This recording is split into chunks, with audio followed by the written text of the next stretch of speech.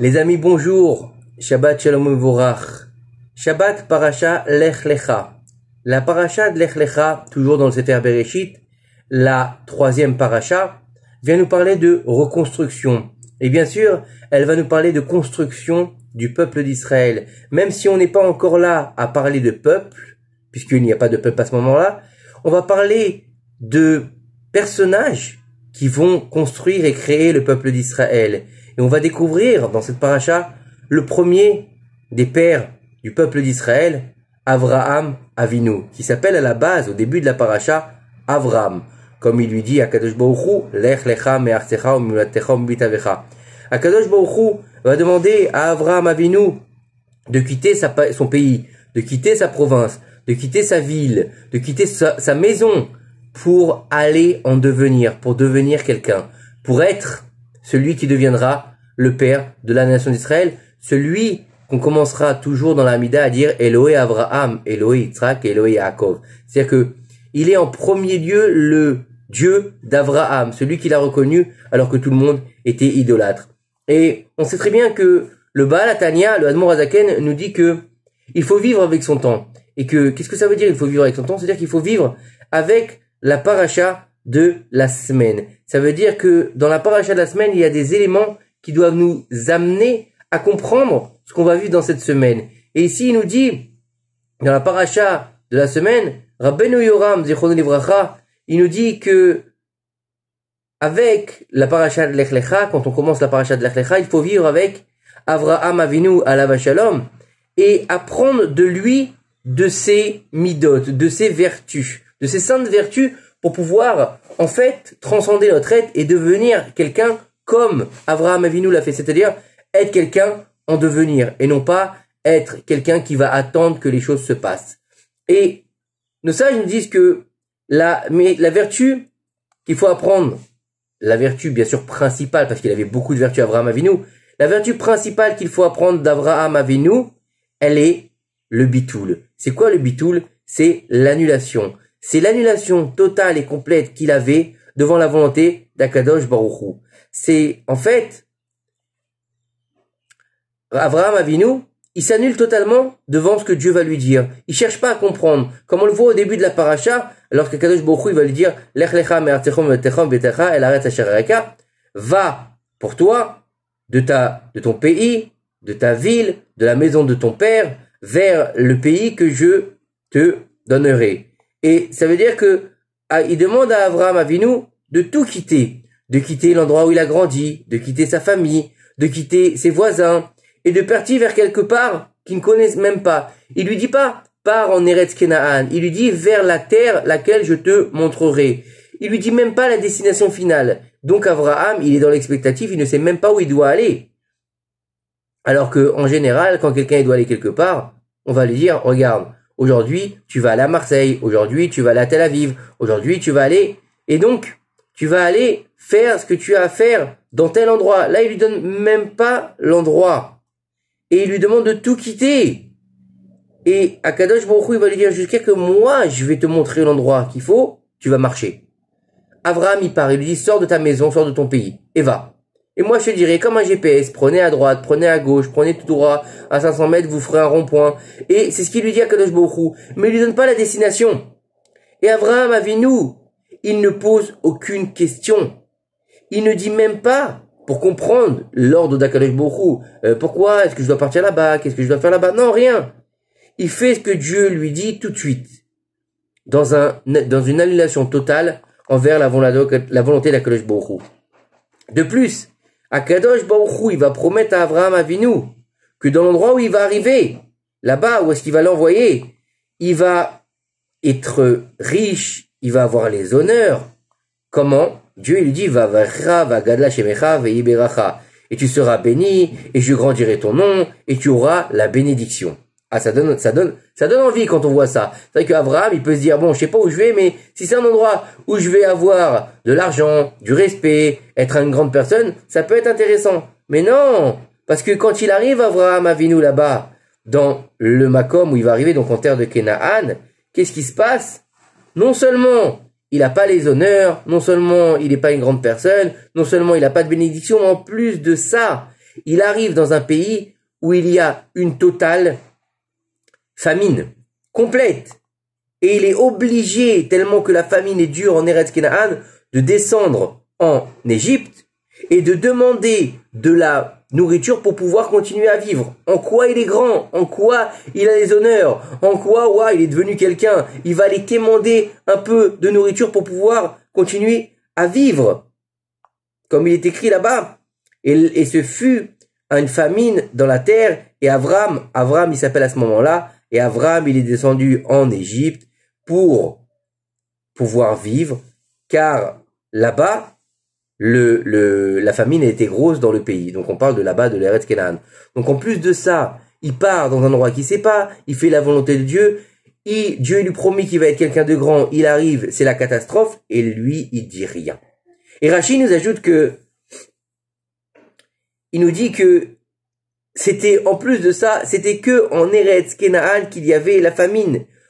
Aucun autre pays qui était autour n'était touché par la famine. C'était en fait une des épreuves d'Abraham. Abraham Avinu aura 10 épreuves. Une des épreuves, c'est quand il va arriver, il va se retrouver avec la famine. Pour pas qu'il vienne à lui dire, c'est quoi l'épreuve?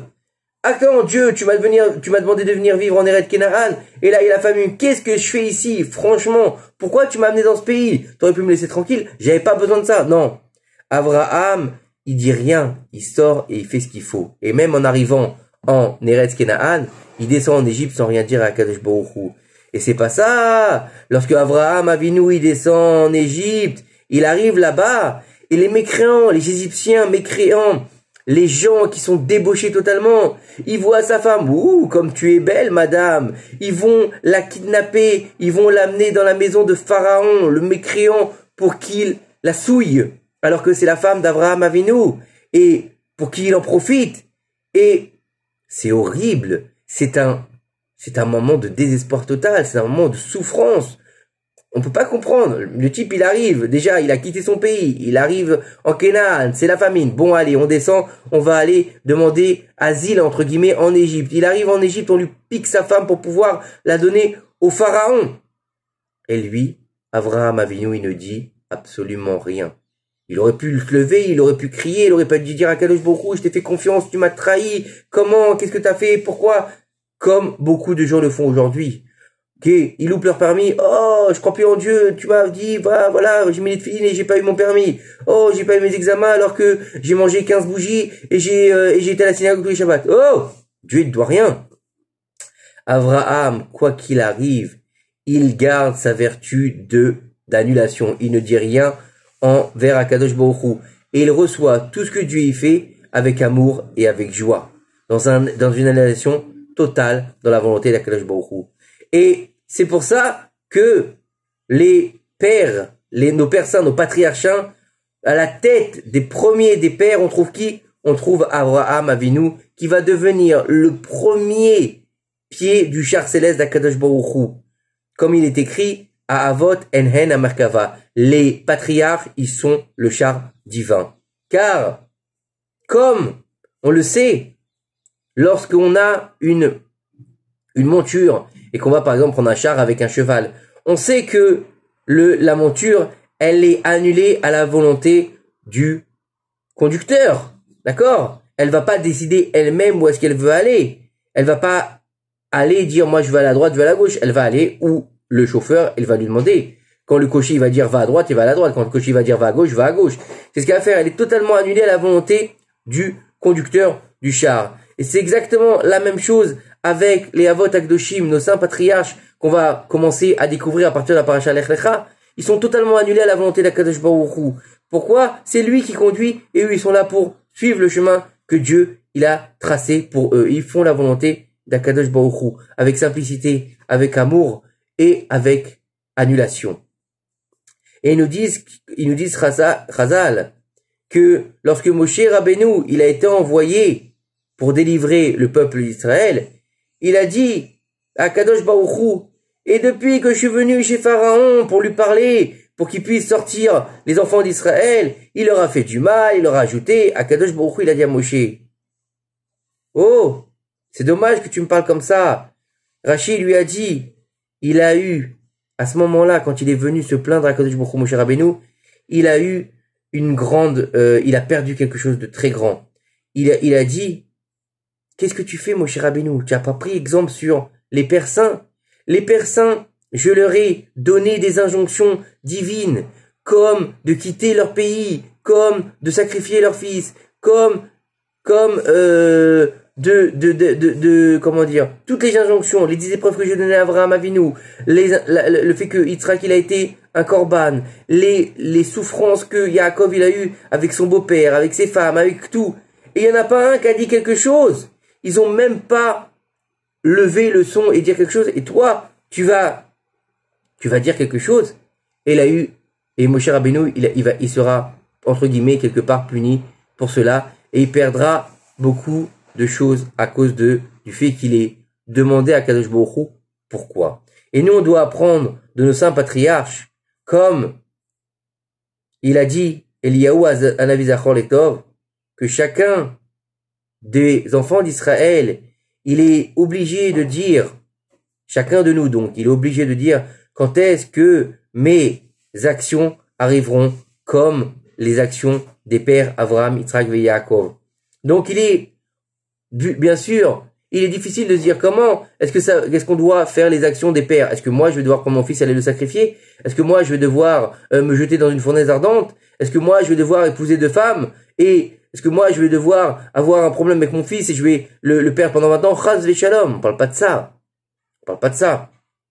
On parle en fait que il est de notre devoir de transcender notre être pour pouvoir se réaliser dans les midotes, comme dans les vertus des saints patriarches, et notamment avec Abraham Avinu dans la paracha de la semaine, dans la vertu de l'annulation envers Akadosh Baruch Hu. Batel retzoncha mipnei retzono. Annule ta volonté devant sa volonté. Et en fait, pourquoi? Parce qu'il n'y a aucun doute que Akadosh Baruch Hu, tout ce qu'il fait, c'est pour ton bien. Il nous a donné la Torah, il nous a donné il a créé le monde. Donc, est-ce que lui, c'est pas ce qui est bien pour nous? Donc, c'est sûr que tout ce qu'il fait, c'est bon pour nous. Et qu'il faut le recevoir avec amour, avec joie, avec une grande émouna et une grande simplicité et une tmimout complète. Il faut accepter ce que Dieu fait pour nous. Et que Be'ezrat Hashem, grâce à cette mimout, grâce à cette bitoul, on va pouvoir faire venir le Mashiach bimera be'amenu. Et que Be'ezrat Hashem, très bientôt, par le mérite de nos saints patriarches, Abraham, Yitzhak et Yaakov, par le mérite de Rachel Imenu, dont c'est la Eloula aujourd'hui, que Akadosh Baruch Hu, il fasse revenir tous les otages qui ont été pris par le Hamas, maudits, dans leur famille, et qu'il fasse que le peuple d'Israël soit fort, soit courageux, et qu'il ne tombe pas devant ses ennemis, qu'aucun de nos soldats tombe, et que Be'ezrat Hashem, on n'entende que des bonnes nouvelles dans toutes les maisons d'Israël, et que Akadosh Baruch Hu bénisse, protège le peuple d'Israël et nous envoie la Géoula Shelema Bimera Bamnu. Amen. Shabbat Shalom ou Mevorach.